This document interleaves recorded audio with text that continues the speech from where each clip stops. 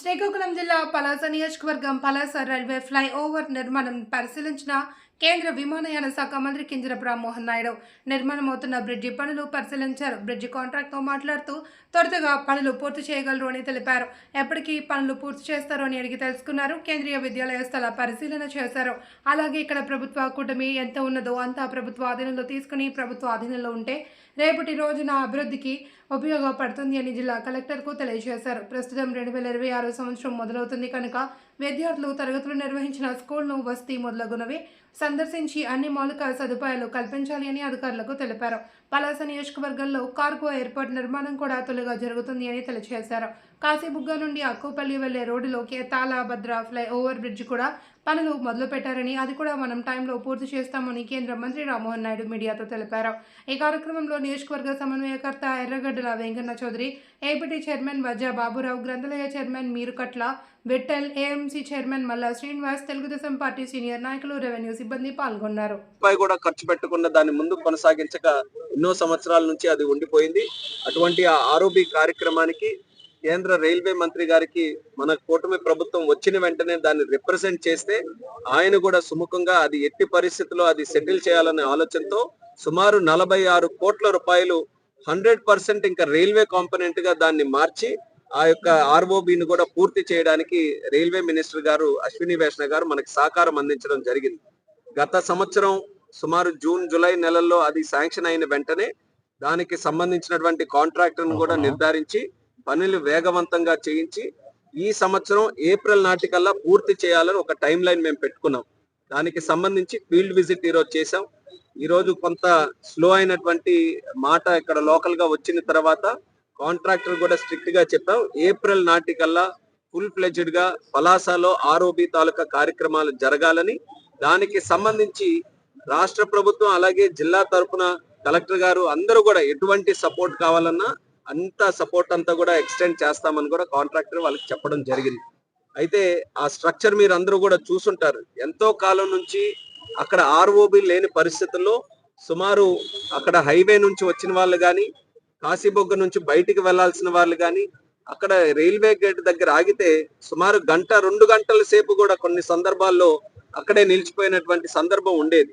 అయితే సామాన్య ప్రయాణికులకు ఒక రకమైనటువంటి ఇబ్బంది అయితే, కొంతమంది ప్రెగ్నెంట్ విమెన్ కానీ, మెడికల్ ఎమర్జెన్సీ కానీ, చిన్నపిల్లలు ప్రయాణించినప్పుడు కానీ అంతంత సేపు ఉండి నరకయాతన పడినటువంటి సందర్భాలు ప్రయాణికులు నాతో చెప్పినటువంటి సందర్భాలు కూడా ఎన్నో ఉన్నాయి.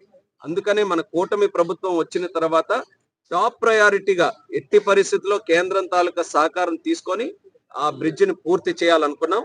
ఈ రోజు అది కళని సాకారం చేసేటటువంటి రోజు దగ్గరికి రావడంతో ఎంతో ఆనందంగా ఉంది. అయితే పనుల్లో ఎక్కడ కూడా ఆలస్యం జరగకుండా మంచి క్వాలిటీతో ఆర్ఓబి చేయాలి. 2 సైడ్లు కూడా చక్కగా సర్వీస్ రోడ్లు రావాలనే ఆలోచనతో మరొకసారి ఫీల్డ్ విజిట్ లో కూడా చేశాం. ఆయన కూడా ఇన్స్ట్రక్షన్స్ ఇవ్వడం జరిగింది. రెండో ముఖ్యమైనటువంటిది, ఇక్కడ మన పలాస ఉద్దాన ప్రాంతంలో ఎక్కువగా ఆర్మీలో అలాగే పారామిలిటరీ ఫోర్సెస్, మన సిఆర్పిఎఫ్, సిఐఎస్ఎఫ్, అలాగే మన బిఎస్ఎఫ్, ఇలా బార్డర్ సెక్యూరిటీ ఫోర్సెస్ లో, దానితో పాటు ఇక్కడ రైల్వే మన ఏ గ్రేడ్ స్టేషన్ పలాసలో ఉండడం, రైల్వేకి సంబంధించినటువంటి అధికారులు, అంటే కేంద్ర ప్రభుత్వానికి సంబంధించి ఎంతో మంది ఇక్కడ కుటుంబాలు నివసిస్తున్నాయి. ఈ రోజుకి కూడా ఒక ఆసక్తితో కేంద్ర ప్రభుత్వంలో పనిచేయాలని ఆర్మీ దగ్గర నుంచి, సెక్యూరిటీ దగ్గర నుంచి, రైల్వే దగ్గర నుంచి వివిధ సంస్థల్లో మన పలాస నుంచి, ఈ ప్రాంతం నుంచి, ఉద్దాన ప్రాంతం నుంచి ఎంతో మంది పనిచేస్తున్నారు.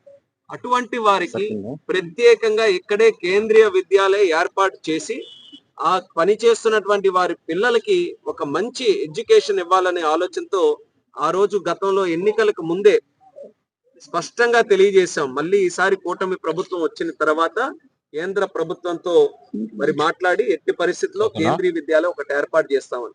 జిల్లాకి ఆల్రెడీ ఒకటి శ్రీకాకుళం దగ్గరలో ఒకటి ఉంది, కానీ అలాగే పారామిలిటరీ ఫోర్సెస్, మన సిఆర్పిఎఫ్, సిఐఎస్ఎఫ్, అలాగే మన బిఎస్ఎఫ్, ఇలా బార్డర్ సెక్యూరిటీ ఫోర్సెస్ లో, దానితో పాటు ఇక్కడ రైల్వే మన ఏ గ్రేడ్ స్టేషన్ పలాసలో ఉండడం, రైల్వేకి సంబంధించినటువంటి అధికారులు, అంటే కేంద్ర ప్రభుత్వానికి సంబంధించి ఎంతో మంది ఇక్కడ కుటుంబాలు నివసిస్తున్నాయి. ఈ రోజుకి కూడా ఒక ఆసక్తితో కేంద్ర ప్రభుత్వంలో పనిచేయాలని ఆర్మీ దగ్గర నుంచి, సెక్యూరిటీ దగ్గర నుంచి, రైల్వే దగ్గర నుంచి వివిధ సంస్థల్లో మన పలాస నుంచి ఈ ప్రాంతం నుంచి ఉద్దాన ప్రాంతం నుంచి ఎంతో మంది పనిచేస్తున్నారు.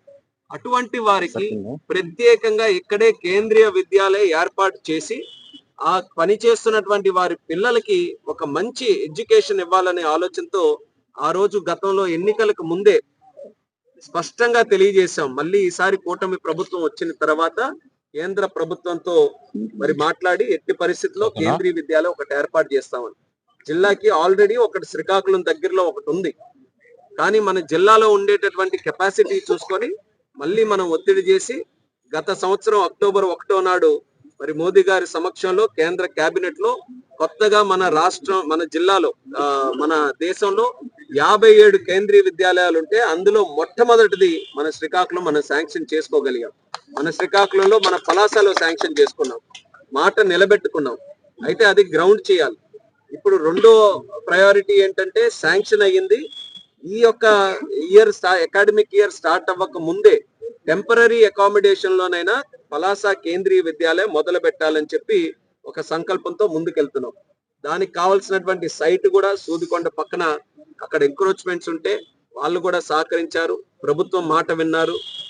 ఏ పర్పస్ కి అయితే అక్కడ కేటాయిస్తున్నామో అంది కూడా తెలుసుకొని వాళ్ళు కూడా సహకరించి మంచి సైట్ ను కూడా సూదికొండ దగ్గర మనం నిర్ధారించడం జరిగింది. దానితో పాటు టెంపరీగా ఇప్పుడు ప్రస్తుతం అదే సైట్ లో మనం ఉన్నాం. రైల్వే గతంలో ఇక్కడ ఒక స్కూల్ నడిపేది. ఇక్కడ ఆ స్కూల్ ని కాస్త బ్యారక్స్ గా కన్వర్ట్ చేశారు.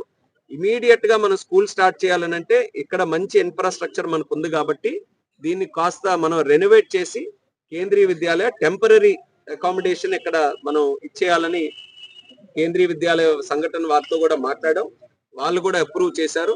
అయితే ఇక్కడ బ్యారక్స్ వాళ్ళకి కూడా ఆల్టర్నేట్ అకామిడేషన్ ఇక్కడే రైల్వేకి సంబంధించి వాళ్ళకి క్రియేట్ చేసి ఇది కూడా ఇమీడియట్ గా మనం రెనోవేషన్ కి పెట్టాలని, ఏప్రిల్ నాటికల్లా అడ్మిషన్స్ అవన్నీ కూడా పూర్తయితే సుమారు జూన్ కల్లా ఇక్కడ క్లాసెస్ స్టార్ట్ చేసే పద్ధతిలో చర్యలు తీసుకుంటున్నాం. దానికి రైల్వే అధికారులకు కూడా నా ధన్యవాదాలు తెలియజేస్తున్నాను. అంటే ఒక మంచి ఎడ్యుకేషన్ పర్పసెస్ అలాగే వాళ్ళ తాలూకా పిల్లలు కూడా చదువుకునే అవకాశం ఇక్కడ కేంద్రీయ విద్యాలయం ఉంది. అది ఆలోచించుకొని వాళ్ళు కూడా ఈ రోజు సపోర్ట్ చేస్తూ ఈ యొక్క అకామిడేషన్ మనకి ఇచ్చినందుకు డిఆర్ఎం గారికి అలాగే రైల్వే అధికారులకు, ముఖ్యంగా ఖుర్దా రోడ్డు అలాగే పలాసలో పనిచేస్తున్న మన రైల్వే జిఆర్టీ వాళ్ళందరికీ, ఆర్పిఎఫ్ వాళ్ళందరికీ కూడా ప్రత్యేక ధన్యవాదాలు తెలియజేసుకుంటున్నాను. ఇక్కడ కూడా ఇష్యూస్ ఉంటే ఇక్కడే స్థలం నుంచే డిప్యూటీ కమిషనర్ కూడా మనం మాట్లాడడం జరిగింది కేంద్రీయ విద్యాలయకి. వాళ్ళు కూడా దీనికి సంబంధించినటువంటి సపోర్ట్ అన్ని కూడా అందజేస్తున్నారు. ఈ 2 ప్రాజెక్ట్స్ తో పాటు తాళభద్ర అంటే ఒక పక్కన మనం మాట్లాడే ఆర్ఓబి ఈ రోజు పూర్తి చేసుకుంటున్నాం. మరొక పక్కన కూడా 100% రైల్వే ఫండ్సే తీసుకొని వచ్చి కేంద్ర ప్రభుత్వ నిధులతో సుమారు 76 కోట్ల రూపాయలతో తాళభద్ర దగ్గర కూడా రైల్వే ఓవర్ బ్రిడ్జ్ ని మనం శాంక్షన్ చేసుకోవడం జరిగింది. దానికి మనం అవార్డు పాస్ చేయాలనంటే లోకల్ అందరితో కూడా మాట్లాడి మరి ముఖ్యంగా ఈ కార్యక్రమాలు అన్ని కూడా జరుగుతున్నాయనంటే స్థానిక శాసనసభ్యురాలు శిరీష్ అక్క గారు కూడా నిరంతరం ఈ అన్నిటి మీద కూడా ఫాలోఅప్ చేసుకుంటారు. గ్రౌండ్ లెవెల్లో ఇష్యూస్ రాకుండా ప్రజల్ని కూడా అందరినీ కూడా కలుపు కట్టుకొని వెళ్ళి అభివృద్ధి జరిగేటప్పుడు ఎక్కడ కూడా రాజకీయాలకి తోవ లేకుండా చేయాలని గౌతు కుటుంబం వారి తాలూకా రాజకీయ తత్వం ఏదైతే ఉందో అది ఈ రోజు శిరీష్ అక్క గారు కొనసాగిస్తున్నారు. కాబట్టి ఈ 18-20 నెలల్లో పలాసలో ఈ కార్యక్రమాలన్నీ కూడా మనం చేయగలుగుతున్నాం. దాంట్లో తాళభద్ర కూడా ఎంత తొందరగా వీలైతే అది కూడా గ్రౌండ్ చేయాలన్న ఆలోచనతో దాని మీద కూడా చర్యలు మున్ముందు కొనసాగించబోతున్నాం. దీనితో పాటు 2 విషయాలు నేను చెప్పదలుచుకునేది.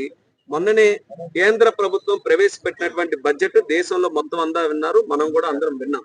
అందులో 2 మనం పలాస నుంచి వచ్చినందుకు మనం 2 గమనించాల్సినటువంటిది, ఒకటి క్యాష్ సంబంధించినటువంటి అనౌన్స్మెంట్, అలాగే కోకోనట్ కి సంబంధించింది. ఇది ముఖ్యంగా మన ఉద్దాన ప్రాంతంకి ఇక్కడ ఉన్నటువంటి రైతులకి అందరికీ కూడా ఉపయోగపడేది. కోకోనట్ కి సంబంధించి, క్యాష్ కి సంబంధించి ఏవైతే బడ్జెట్ లో అనౌన్స్మెంట్స్ వచ్చాయో అది మన పలాసలో తీసుకొని రావడానికి, ఉద్దాన ప్రాంతం తీసుకొని రావడానికి మేము ఆల్రెడీ ప్రయత్నం కూడా మొదలు పెట్టాం. మొన్ననే క్రిందటి వారం మన ముఖ్యమంత్రి వర్యులు చంద్రబాబు నాయుడు గారు ఢిల్లీ వచ్చారు. ఢిల్లీ వచ్చిన తర్వాత కేంద్ర మన అగ్రికల్చర్ మినిస్టర్ శివరాజ్ సింగ్ చౌహాన్ గారి దగ్గర కలిసి నేను కూడా చంద్రబాబు నాయుడు గారితో కలిసి వెళ్ళడం జరిగింది. అక్కడ స్పష్టంగా ఉద్దానం గురించి చర్చించాం. ఉద్దానంలో ఉండేటటువంటి ఇక్కడ కొబ్బరి మరియు జీడి ఉత్పత్తుల గురించి కూడా చర్చించి బడ్జెట్ లో వచ్చినటువంటి అనౌన్స్మెంట్ ఆంధ్రప్రదేశ్ రాష్ట్రానికి, ఆంధ్రప్రదేశ్ లో శ్రీకాకుళం ఉద్దాన ప్రాంతానికి తీసుకొని రావడానికి సహకారం అందించమని కూడా శివరాజ్ సింగ్ చౌహాన్ గారిని కోరితే, మీరు ఎంత తొందరగా వీలైతే ఇక్కడ ప్లాన్స్ తయారు చేసి మాకు అప్పచెప్పండి, మా వంతు పూర్తి సహకారం అందిస్తామని చెప్పి చంద్రబాబు నాయుడు గారు కూడా చెప్పడం జరిగింది. ఇది ఒక శుభవార్త మనందరికీ కూడా. ఎందుకనంటే ఇక్కడ ఉన్నటువంటి రైతాంగం ఎన్నో సంవత్సరాల నుంచి, ఆ రైతులకు కూడా నేను ఒక కోరుకుంటున్నాను. ఏదైతే మనం కొబ్బరి ప్లాంటేషన్స్ గానీ, ప్రొడక్టివిటీ గానీ ఇంప్రూవ్ చేయడానికి మనం ఒక ప్రయత్నం చేస్తున్నాం. అలాగే ఎప్పటికప్పుడు వాళ్ళకి సహకారం అందించడానికి కోకోనట్ బోర్డు నుంచి లేకపోతే ఇతరత్ర కార్యక్రమాలు ఏవైనా చేస్తున్నాం. కానీ వాళ్ళు కూడా కాస్త ఎక్స్పర్టీస్ పెంచుకొని వాల్యూ ఎడిషన్ వైపు వెళ్ళాలి. వాల్యూ ఎడిషన్ తాలూకా ఇండస్ట్రీస్ చిన్నవైనా సరే దాన్ని పెట్టుకొని, కొన్ని దేశాలైతే ఒక్క కొబ్బరి మీదే సుమారు 150 రకాలైనటువంటి ప్రోడక్ట్స్ తయారు చేసుకోగలుగుతున్నారు. మనం మాత్రం కొబ్బరిగానే ఇక్కడ నుంచి ఎక్స్పోర్ట్ చేస్తున్నాం. అదే ఇండస్ట్రీస్ గాని మనం ఇక్కడ పెట్టుకోగలిగితే, కొబ్బరితో పాటు జీడిలో కూడా ఇప్పుడు గోవా లాంటి స్టేట్ కి వెళ్తే ఎన్ని రకాలైనటువంటి వస్తువులు ఆ జీడి మీద, జీడి పిక్క మీద, జీడి పండు మీద తయారు చేసుకుంటున్నారు. మనం ఎందుకు చేసుకోకూడదు? దానికి